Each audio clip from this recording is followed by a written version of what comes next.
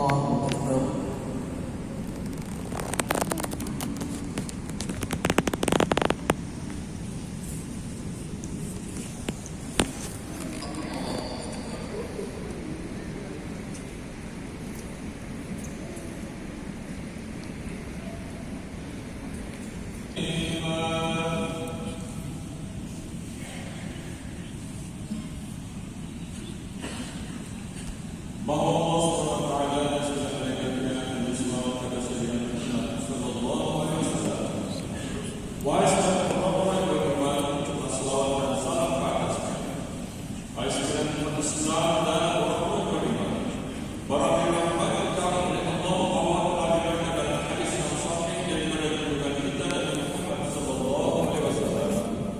Yaitu daripada sahabat Abi Hurairah radhiyallahu anhu berkata, ia telah bersabda Rasulullah sallallahu alaihi wasallam bahwasanya hari Jumaat ialah penghulu segala hari dan hari mengerjakan haji bagi orang-orang fakir dan hari raya kepada orang-orang miskin.